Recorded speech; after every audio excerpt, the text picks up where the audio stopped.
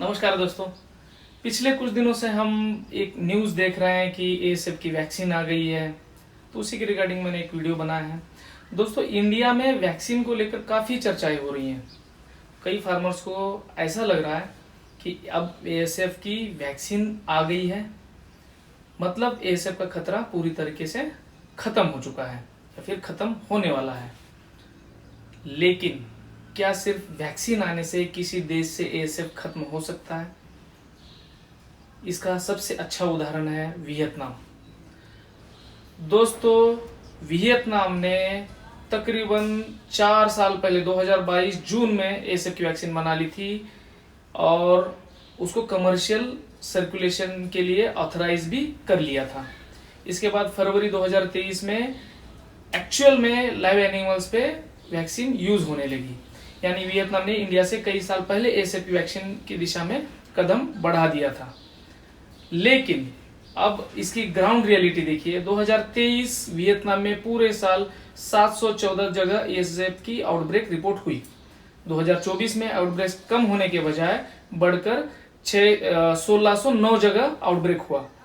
WOAH के Vietnam data के अनुसार केवल 1 जनवरी से 10 नवंबर 2024 के बीच करीब 83,058 पिग्स एएसएफ के कारण मार दिए गए। वहां पे चौंकाने वाले डाटा है। और फिर आया 2025 में वियतनाम में तकरीबन 2,782 जगह एएसएफ आउटब्रेक्स देखी गई।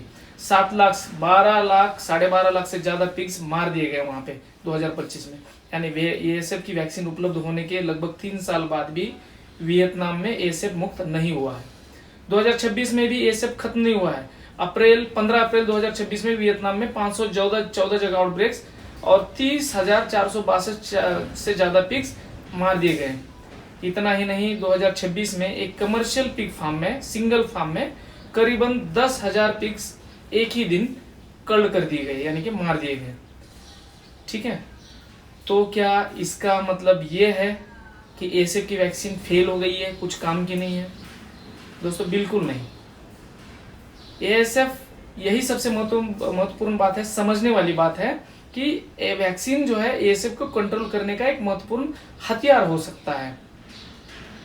वैक्सीन एएसएफ का पूरा सॉल्यूशन बिल्कुल नहीं है।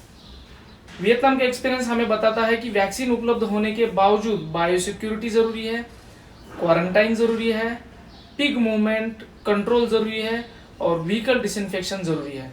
वर्कर्स और विजिटर्स का कंट्रोल जरूरी है और डिसीज सर्विलेंस, डिसीज का ध्यान जरूरी है।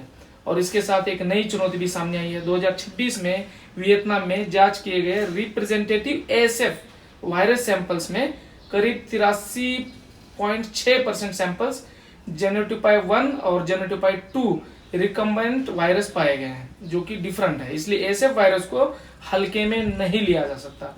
अब समझिए, एएसएफ का मैं एक स्टोरी के द्वारा आपको बताता हूं। आपने शायद ट्रोजन हॉर्स की कहानी सुनी होगी, ग्रीस की कहानी है। कहानी के अनुसार दुश्मन जो है ट्रॉय शहर को बाहर से नहीं जीत पाया था, बहुत मजबूत दीवारें थी। तो उसने क्या किया, एक हॉर्स जो है, एक लकड़ी का बड़ा हॉर्स बाहर छोड़ दिया और दिखावा किया कि हम चले गए हैं। और जो ट्रोजन सिटी है, ट्रोजन शहर के जो नगरवासी हैं, उन्होंने उस घोड़े को, हॉर्स को शहर के अंदर लेके आ गए। रात में जश्न हुआ। जश्न के बाद लोग इधर उधर निकल गए। रात में हॉर्स के अंदर छुपे हुए सैनिक बाहर निकले, उन्होंने दरवाजे खोल दिए, गेट खोल दिए और दुश्मन पूरे अंदर आ गए और शहर को जीत लिया। अब एएसएफ में भी कुछ ऐसा ही हो सकता है। वायरस हमेशा आपको दिखाई देकर फार्म में नहीं आता। नए खरीदे हुए पिग्स के साथ आ सकता है, कभी एनिमल ट्रांसपोर्ट व्हीकल के साथ आ सकता है, कभी वर्कर्स विजिटर्स के शूज और कपड़ों के साथ आ सकता है, कभी इक्विपमेंट जो आप नए खरीद के ला रहे हो उसके थ्रू आ सकता है, और कभी कंटामिनेटेड पोर्क, यानी कि जो होटल वेस्टेज है उसमें जो पोर्क आ रहा है उससे आ सकता है।